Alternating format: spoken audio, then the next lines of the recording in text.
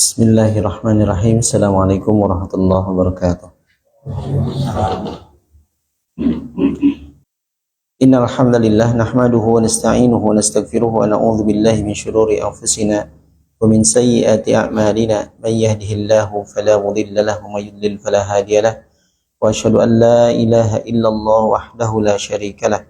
Wa asyhadu anna Muhammadan abduhu wa rasuluh. Ya ayyuhalladzina amanu taqullaha haqqa tuqatih wa la tamutunna illa wa antum muslimun.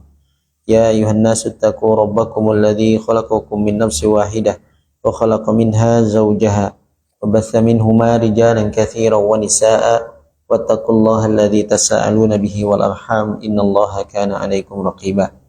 Ya ayyuhalladzina amanu taqullaha wa qulu qawlan sadida yuslih lakum a'malakum wa yaghfir lakum dhunubakum wa may yuti'illaha wa rasulahu faqad faza fawzan 'azima. Amma ba'd.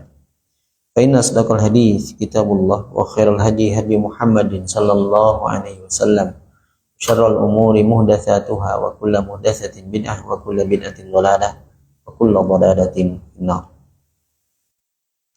Ikhwah azani Allah wa iyyakum ajmain. Alhamdulillah, pada malam hari ini Allah Ta'ala berikan kepada kita nikmat iman, nikmat Islam, nikmat kemudahan untuk kembali berkumpul di majelis ini. Sama-sama kita akan melanjutkan pembahasan kitab Nawaqidul Islam, pembatal-pembatal keislaman, yang disusun oleh Syekh Muhammad bin Abdul Wahhab rahimahullahu ta'ala. Dan malam hari ini kita masuk ke pembatal yang pertama. Beliau rahimahullah mengatakan, al-awwal, pembatal yang pertama, asyirku fi ibadatillahi ta'ala, berbuat syirik di dalam ibadah kepada Allah subhanahu wa ta'ala. Dalam penjelasan terkait pembatal yang pertama ini, kita mesti menegaskan kembali tentang apa itu syirik dan apa itu ibadah. Karena dua poin ini disebutkan di dalam pembatal yang pertama ini. Sebagaimana yang sudah kita lewati, bahwa ibadah ini adalah bentuk ketundukan, penghinaan, serta penyerahan diri terhadap Allah subhanahu wa ta'ala, dan mendekatkan diri dengan perkara-perkara yang disyariatkan oleh Allah subhanahu wa ta'ala. Inilah ibadah. Ada perbedaan di dalam istilah ibadah yang ikhtiyari, ada yang iddirari.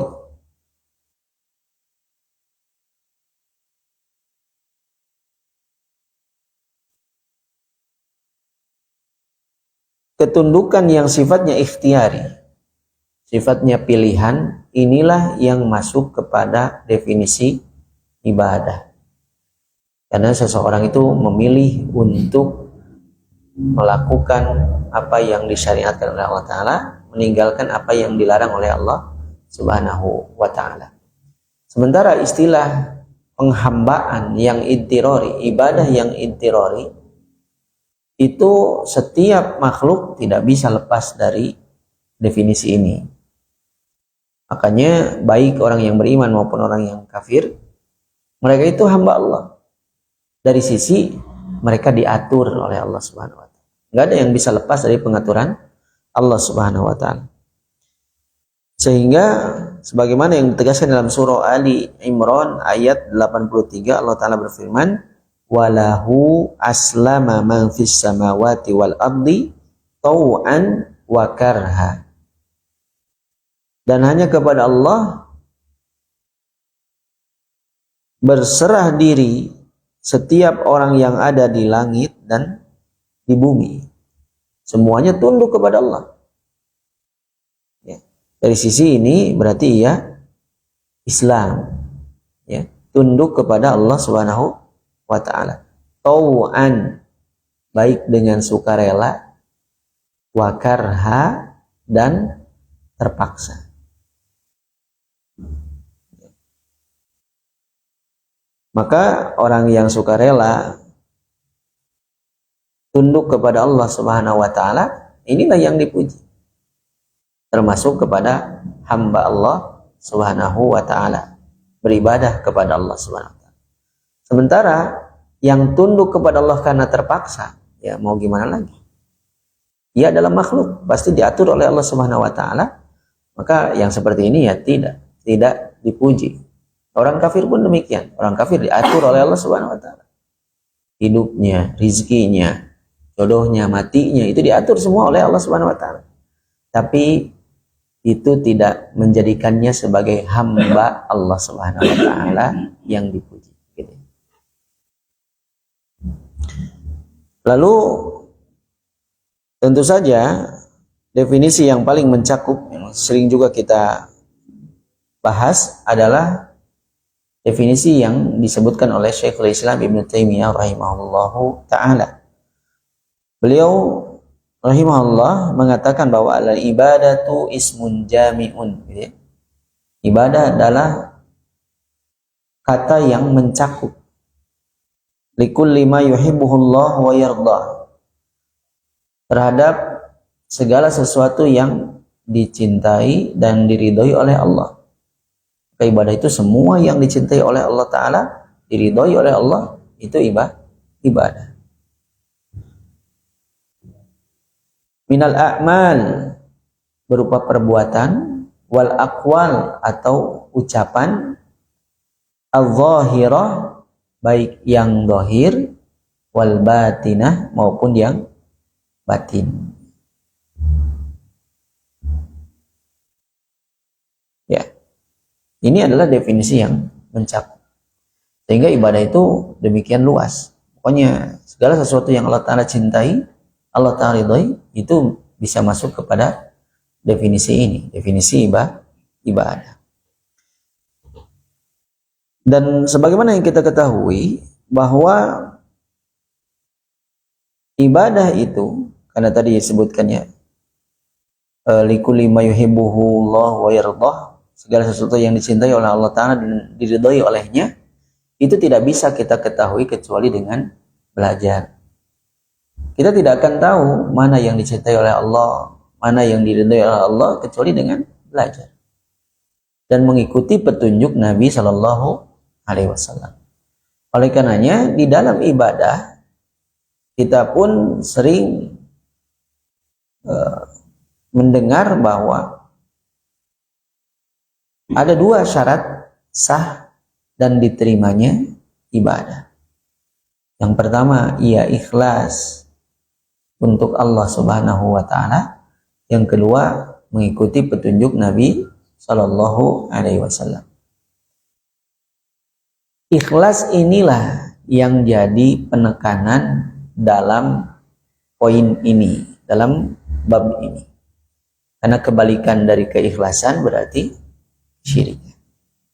Orang yang beribadah kepada Allah Subhanahu wa ta'ala dengan ikhlas, ia tidak mengharapkan balasan dari siapapun, tidak mengharapkan saksi selain Allah Subhanahu wa ta'ala, dan hanya ditujukan untuk Allah saja. Maka setiap usaha memalingkan ibadah kepada selain Allah untuk tujuan selain mengharapkan ridho Allah, untuk tujuan dunia, maka ini masuk kepada penyimpangan di dalam ikhlas. Dan diantaranya tentu adalah kesyirikan. Kalau tidak ikhlas berarti syirik. Seorang yang tidak ikhlas di dalam ibadahnya berarti ia tengah mempersekutukan Allah di dalam ibadah. Namun kemudian perlu kita rinci bahwa yang membatalkan di sini, Kalau nakid di sini maknanya adalah membatalkan, berarti syiriknya adalah syirik akbar. Ya. Kalau nakid itu kemarin kita bahas juga. Di antara maknanya adalah merusak. Berarti masuk ke dalamnya juga syirik asghar. Ya.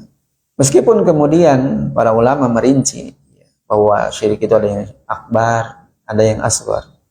Nanti juga insya Allah kita akan lihat beberapa perbedaan antara syirik akbar dan syirik asghar.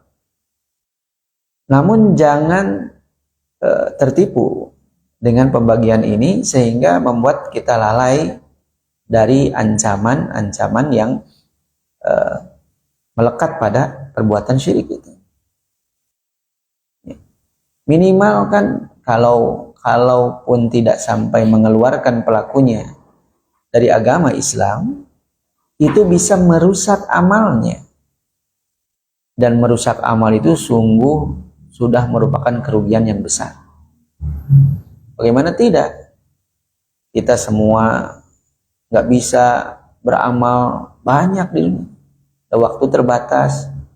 Sudah mau waktu terbatas, seling-seling gitu ya, aktivitas yang lain. Seolah-olah ibadah itu ya, kalau dari 24 jam paling berapa jam lah gitu. Yang bisa katakanlah ya, kita fokuskan untuk ibadah. Tapi itu akhirnya akan membuat kita semua sadar bahwa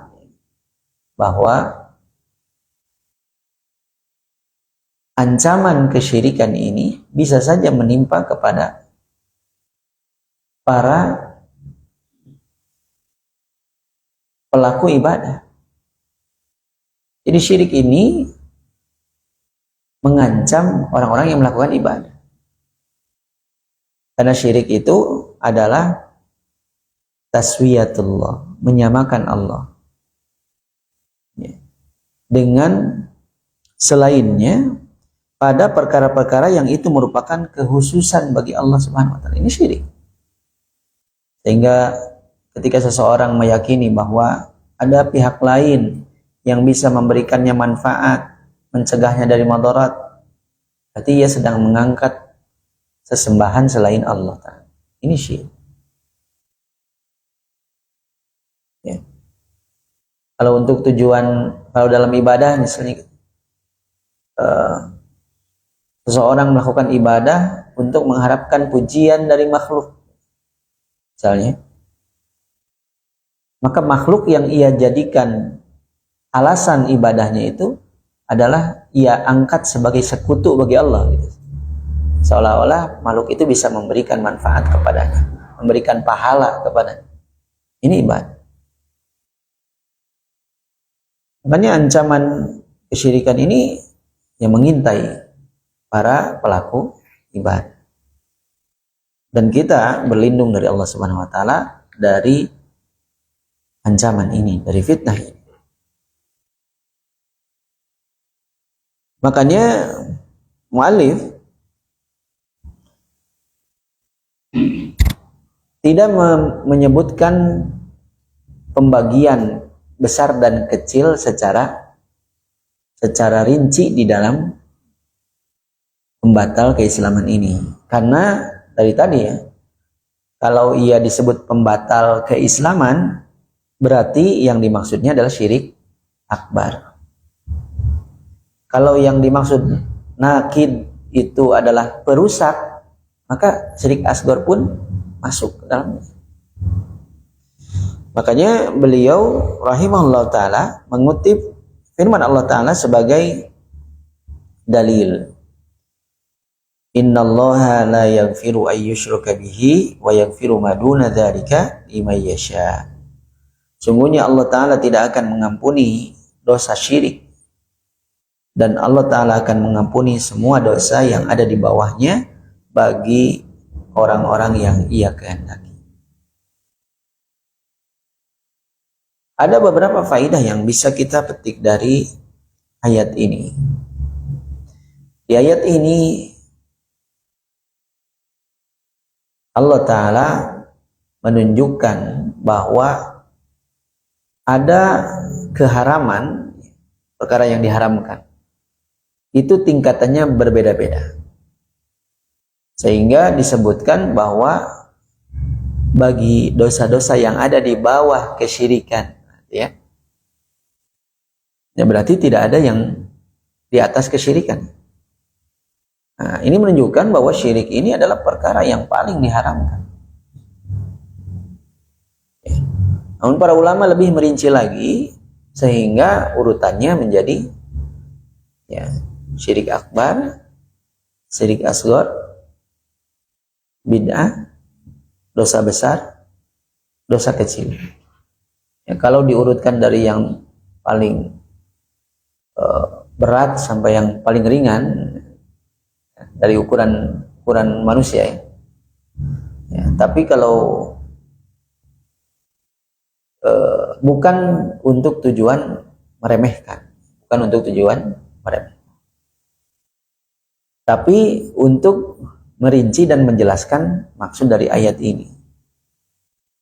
Nah, Syekhul Islam Ibnu Taimiyah menjelaskan bahwa ayat ini mutlak, termasuk baginya adalah syirik kecil. Syirik kecil juga sama, tidak akan diampuni. Tidak akan diampuni itu maksudnya adalah ketika seseorang mati dalam keadaan syirik. Nah, kalau seseorang bertaubat sebelum matinya dengan taubatan yang nasuha, maka Allah Ta'ala akan menerima taubatnya, ya, sebanyak apapun dosa, gitu ya. Jadi yang dimaksud tidak akan diampuni adalah tidak akan diampuni kalau ia tidak bertaubat kepada Allah Subhanahu wa Ta'ala. Adapun dosa-dosa yang di bawahnya, nah, makanya disebutkannya bagi orang yang Allah Ta'ala kehendaki, maka Allah Ta'ala akan mengampuninya. Mengampuninya itu ya bisa dengan beberapa cara. Sebagian ulama mengatakan bahkan ketika ia tidak bertaubat pun Allah Ta'ala akan mengampuninya. Banyak caranya. Di antaranya dengan memberikan musibah, hukuman di dunia yang disegerakan. Maka dengan itu Allah Ta'ala ampuni dosa-dosanya di bawah kesyirikan. Kalau kesyirikan mesti taubat, gitu. Kalau di bawahnya meskipun tidak taubat, namun Allah Ta'ala berkenan mengampuninya, maka Allah Ta'ala akan segerakan hukumannya di dunia, sehingga dosa itu terhapus nanti, ya. Dengan syarat tentunya musibahnya disikapi dengan sabar, gitu. Ya, kalau tidak disikapi dengan sabar berarti nambah dari sisi itu. Tujuan diberikan musibah itu adalah untuk menghapuskan dosa-dosanya, tapi malah disikapi dengan mengeluh, tidak sabar, tidak ridho dengan ketetapan Allah Ta'ala, ya berarti malah nambah dari sisi ketidaksabarannya tersebut. Baik. Lalu apa saja perbedaan antara syirik kecil dan syirik besar? Tadi sudah disinggung sedikit bahwa di antara perbedaan syirik akbar dan syirik kecil, syirik asghar, syirik akbar itu mengeluarkan pelakunya dari agama Islam, sementara syirik asghar tidak sampai mengeluarkan pelakunya dari agama Islam. Ini salah satu perbedaan yang paling mendasar lah. Dan syirik asghar ini ya, karena menyebabkannya keluar dari agama Islam, maka syirik akbar itu menghapuskan semua amalnya. Ya, syirik akbar itu bisa menghapus semua amal pelakunya, amal kebaikannya. Seorang muslim ya sudah beribadah kepada Allah Ta'ala selama puluhan tahun misalnya, waliyadzubillah, ternyata ia melakukan perbuatan yang membuatnya keluar dari agama Islam, melakukan syirik akbar, maka seluruh kebaikannya sebelumnya itu terhapus. Karena kan keluar dari agama Islam. Keluar dari agama Islam. Sementara syirik asghar itu hanya merusak ibadah yang dihinggapinya saja. Tidak semuanya. Tidak menghapus semua amalan.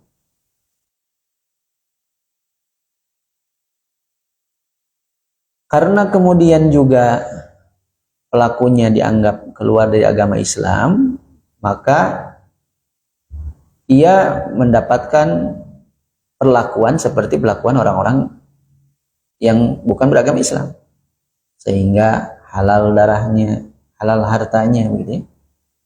Ya, berbeda dengan orang yang melakukan syirik asghar, itu masih muslim, yang belum sampai keluar dari agama Islam, maka tetap terjaga hartanya, terjaga jiwanya, terjaga kehormatannya. Dan nanti di akhirat, ya, dengan catatan tadi ya, mati dalam keadaan kesyirikan, orang yang melakukan syirik akbar kekal di dalam neraka, sementara yang melakukan syirik asghar itu tidak kekal di neraka. Ini pemahaman Ahlussunnah wal Jamaah. Karena ada pemahaman dari kelompok yang menyimpang, ya, ini bahkan dosa besar pun bisa menyebabkan pelakunya kekal di neraka. Ini pemahaman yang keliru. Baik. Kemudian setelah kita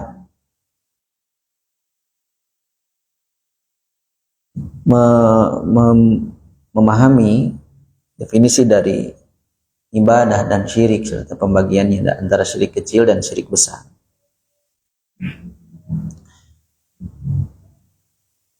kita mesti mulai juga mengecek kemungkinan timbulnya syubhat di tengah-tengah kita yang mereka salah dalam memahami syirik. Seperti ada sebagian orang yang mengatakan syirik itu kalau menyembah berhala, kalau menyembah orang soleh, menyembah wali, mah bukan syirik, gitu ya. Ngalap berkah kepada orang-orang soleh itu mah bukan syirik. Nah, ini syubhat yang terjadi di tengah-tengah kita. Yang penting standarnya itu adalah jika ibadah dipalingkan kepada selain Allah, maka itu kesyirikan. Itu saja ya. Jika ibadah dipalingkan kepada selain Allah, maka itu termasuk kesyirikan. Karena ibadah itu hanya untuk Allah Subhanahu wa taala. Kalau berdoa ibadah bukan ibadah, maka harus kepada Allah. Kan orang saleh memiliki kedudukan, nggak bisa berdoa itu tetap kepada Allah. Menyembelih itu untuk Allah. Menyembelih untuk jin, kesyirikan, bahkan termasuk syirik akbar, bisa mengeluarkan pelakunya dari agama Islam. Waliyadzubillah. Oleh karenanya syubhat-syubhat seperti ini yang banyak tersebar di tengah kita itu menunjukkan bahwa banyak saudara kita, sebagian kaum muslimin yang sudah berada di area itu dalam kondisi tidak tahu, namun ia merasa nyaman di sana. Ya. Padahal Allah Ta'ala mengancam dengan banyak sekali ancaman bagi orang-orang yang mempersekutukan Allah Subhanahu wa Ta'ala. Dan ketika seseorang mempersekutukan Allah Subhanahu wa taala, hakikatnya ia telah memalingkan kecintaan kepada selain Allah. Ya, di dunia saja membagi cinta itu berat ya. Apalagi ini membagi cinta kita kepada Allah. Maka ketika seseorang beribadah kepada selain Allah, maka ia mencintai makhluk dan juga mencintai Allah. Bahkan cintanya itu bisa saja cintanya kepada makhluk melebihi cintanya kepada Allah. Karena nanti di antara jenis-jenis syirik akbar ada yang disebut syirkul mahabbah. Syirik yang berupa cinta. Baik. Dan juga tentunya karena ibadah ada pengagungan. Ia mengagungkan mereka. Ya, saya mengagungkan Allah, tapi mengagungkan mereka juga. Nah, nanti menghormati boleh. Tapi makanya para ulama menyebutkan di antara pintu utama menuju kesyirikan adalah sikap gulu terhadap orang-orang saleh. Awalnya di sana berlebih-lebihan dalam menghormati, mencintai orang-orang saleh sampai menempatkan mereka pada posisi yang tidak semestinya. Makanya Rasulullah SAW pun memperingatkan tentang bahaya ini. Ya.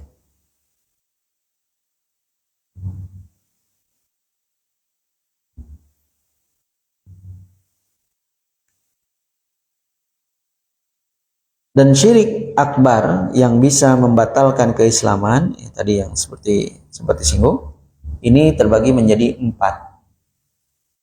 Ada yang namanya syirkud dakwah. Syirkud dakwah adalah syirik dalam berdoa.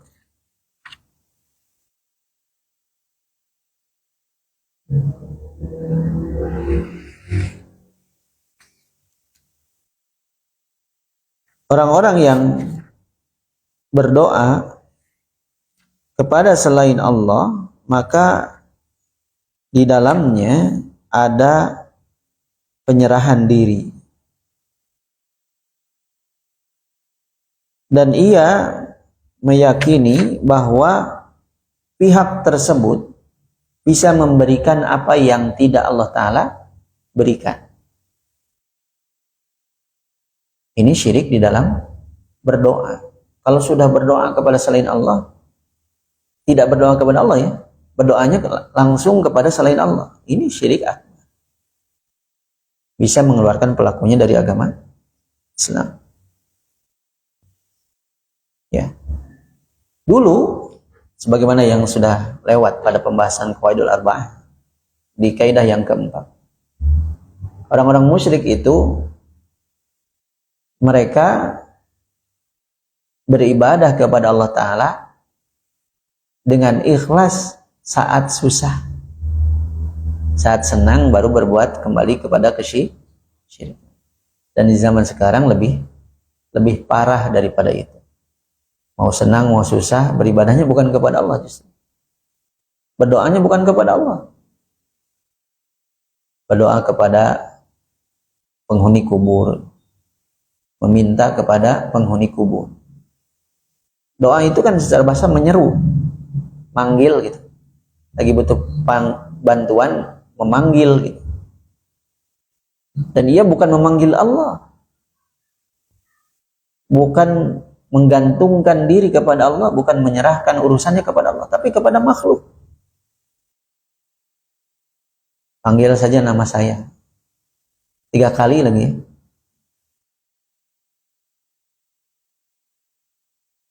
Dan dilakukan waliyadzubillah. Ini syirik di dalam dakwah, dalam doa, syirkud dakwah.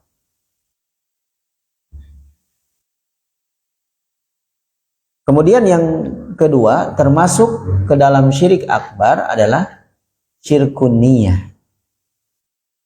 Syirik di dalam niat. Wal iradah, dan kehendak.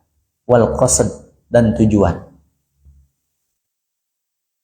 Kalau ibadahnya sudah niatnya bukan untuk Allah, ya udah termasuk syirik akbar. Di antara contohnya adalah orang yang beribadah untuk keuntungan dunia. Ibadah tapi niatnya untuk mengharapkan dunia dan perhiasan-perhiasan. Bukan, tidak pernah terbesitnya minta pahala dari Allah, bukan. Ini mah murni ingin dunia. Lihat bagaimana karena syubhat ini bahkan banyak orang yang sengaja ya bersolawat di dealer mobil. Untuk tujuan apa ini?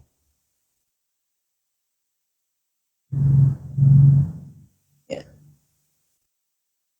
Sholat duha murni hanya untuk mendapatkan rizki. Udah enggak ada keinginan minta pahala dari Allah Subhanahu. Karena kata gurunya itu, kalau ingin dapat rizki sholat duha. Jadi ingat nanti biar dapat rizki sholat duha. Sudah lupa lagi bahwa sholat itu untuk Allah. Inna sholati wa nusuki wa mahyaya wa mamati lillah, untuk Allah. Karena Allah yang memberi rizki. Nah berarti dari sisi niat ia sudah meninggalkan Allah Subhanahu wa taala. Mengharapkan sesuatu selain Allah Subhanahu wa taala. Dan ini adalah tentu saja pembahasan yang sangat luas. Terus kumaha lamun pengen dilihat, pengen dipuji, ria gitu ya. Apakah bisa masuk kepada syirik akbar? Kalau niatnya sejak awal memang ria, itu bisa masuk syirik akbar. Yang jadi masalah kan kadang-kadang awalnya ikhlas, tapi di tengah-tengah ada dorongan untuk mendapatkan pujian dari makhluk.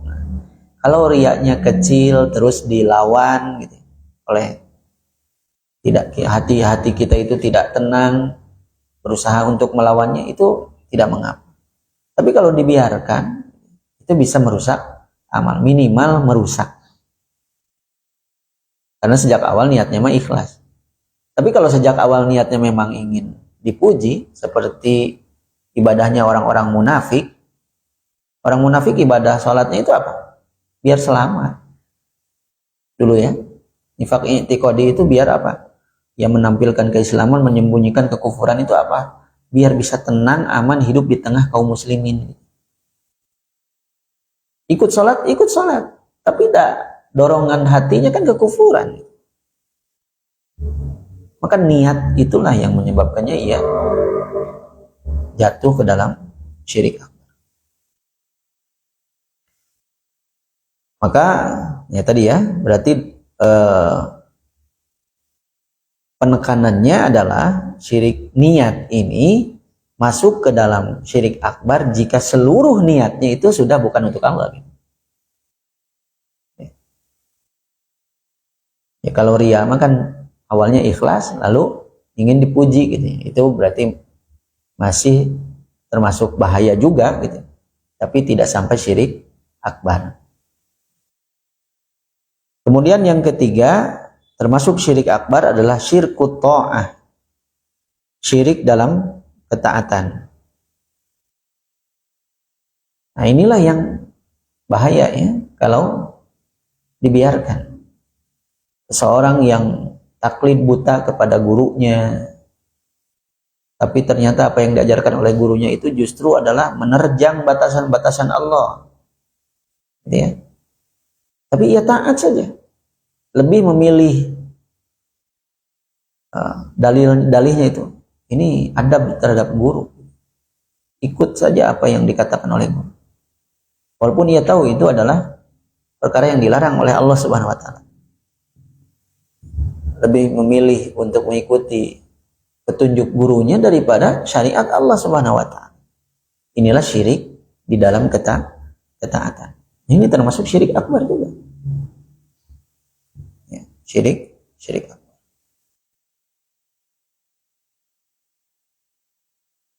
Ingatlah ketika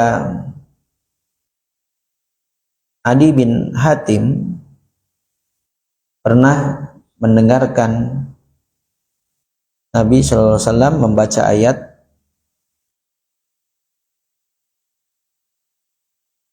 ittakhadhu, ya, mereka menjadikan ahbarahum wa ruhbanahum andadan min dunillah. Mereka menjadikan alim-alim ulama mereka, rahib-rahib mereka sebagai tandingan, sebagai Tuhan selain Allah. Maka Adi bin Hatim itu ya berkata kepada Rasulullah SAW, kami tidak pernah menjadikan mereka Tuhan. Tapi apa yang dijawab oleh Rasulullah SAW?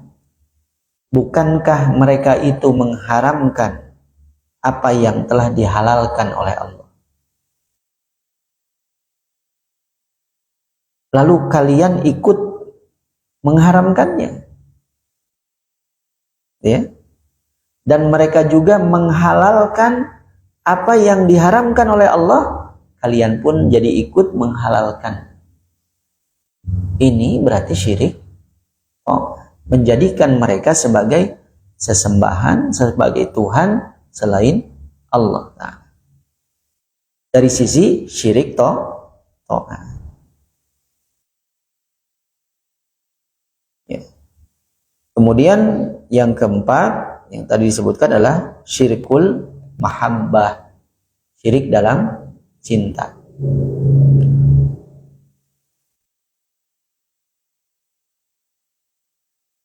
Ya, orang-orang musyrik itu mencintai sesembahan-sesembahan mereka, berhala-berhala mereka, sebagaimana ia mencintai Allah Subhanahu wa ta'ala. Sama saja, sama ya derajatnya. Ini bisa menyebabkan kesyirikan. Karena orang yang cinta itu akan taat kepada yang dicintainya. Bayangkan jika orang yang dicintainya itu justru mengajaknya kepada keburukan, ia akan taat dengan dalih itu. Oleh karenanya syirkul mahabbah ini mesti kita cek ulang, ya, apakah cinta-cinta yang ada pada diri kita ini melampaui cinta kita kepada Allah atau tidak. Cinta kepada pasangan, cinta kepada keturunan, cinta kepada orang tua, gitu ya. Makanya tetap di dalam kaidah syariah kita, syariat kita, ta'ata li makhluqin fi maksiatil khaliq. Tidak ada ketaatan terhadap makhluk dalam maksiat kepada Allah. Dan biasanya seseorang itu jadi taat karena dorongan ini diantaranya, karena cinta. Didorong oleh pasangannya, gak apa-apa melakukan keharaman ini, mah ada lagi butuh dan lain sebagainya. Gak ada yang seperti itu. Ya. Ini mah darurat, sok ambil, lumayan. Padahal perkara yang haram, dan nurut, ya gitu. Nah, dan dorongannya karena cinta. Cinta yang semu, karena cinta itu mestilah dibangun di atas ketakwaan kepada Allah Subhanahu wa ta'ala. Karena nanti setiap hubungan yang tidak dibangun di atas ketakwaan itu akan berakhir perselisihan di dunia atau di akhirat, cepat atau lambat begitu. Makanya di akhirat ada pasangan yang saling menuntut, gitu. Anak menuntut orang tuanya, jika tidak dibangun di atas ketakwaan hubungannya.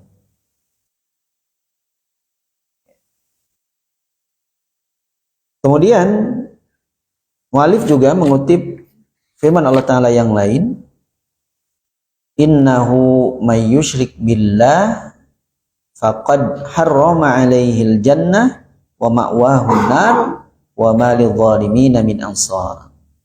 Sesungguhnya orang yang mempersekutukan Allah, maka sungguh Allah Ta'ala haramkan atasnya surga. Diharamkan surga, ya nggak ada tempat lain. Surga haram untuknya, ya berarti yang halal baginya adalah neraka. Waliyadzubillah. Ini perkara yang berat. Wa ma'wahun nar, tempat kembalinya itu adalah neraka. Wa ma lidh-dhalimin min ansar, dan tidak ada penolong bagi orang-orang yang berlaku zalim. Karena syirik ini adalah kezaliman yang paling besar. Inna syirka la zulmun azim. Sesungguhnya syirik adalah kezaliman yang besar. Dari sisi ia tidak menunaikan hak Allah dengan semestinya. Mestinya ibadah hanya untuk Allah, ia lakukan untuk selain Allah. Ini kezaliman. Dan yang dizaliminya itu adalah diri sendirinya. Allah tidak terzalimi.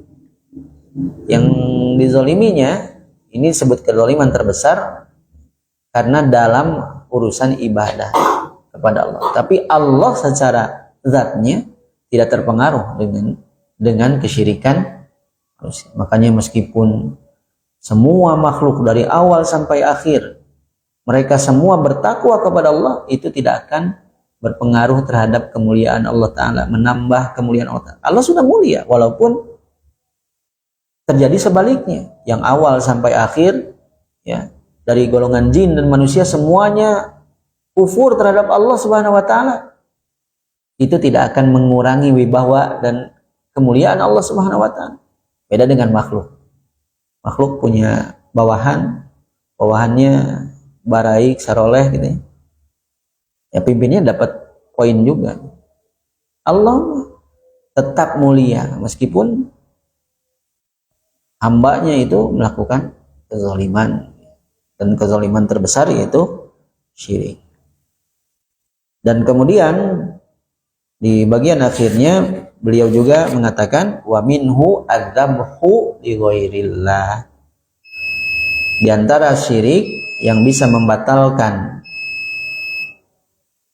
keislaman adalah menyembelih untuk selain Allah. Menyembelih itu ibadah, maka lakukanlah hanya untuk Allah Subhanahu wa Ta'ala. Ada yang sifatnya disyariatkan dan ibadah itu seperti udhiyah, hadyu, yaitu menyembelih. Akikah, menyembelih yang berupa nadar, itu adalah sembelihan yang disyariatkan. Ada yang hukumnya mubah, itu adalah menyembelih untuk konsumsi, ya, untuk dijual gitu. Dagingnya itu boleh, tapi yang boleh pun mesti dengan tata cara yang disyariatkan gitu. Nah, kalau tujuan menyembelih itu untuk jin disebutkan di sini, ya, kalau disimpan di nyiru, dibuang ke laut, untuk siapa itu? Untuk ikan? Nah, pasti untuk jin. Ini syirik, dan syiriknya syirik menyembelih ayam hitam digoreng tidak sih? Digoreng ya? Disimpan, pernah dengar juga ya? Disimpan di pojok rumah misalnya. Tapi anggota keluarganya tidak boleh makan. Cuma disimpan saja di sana. Ya, untuk siapa? Kalau untuk jin, termasuk perbuatan syirik. Waliyadzubillah. Dan sayangnya masih banyak kejadian-kejadian seperti ini, dan dilakukan oleh saudara kita yang mengaku beragama Islam. Bisa jadi mereka melakukannya karena tidak tahu. Waliyadzubillah.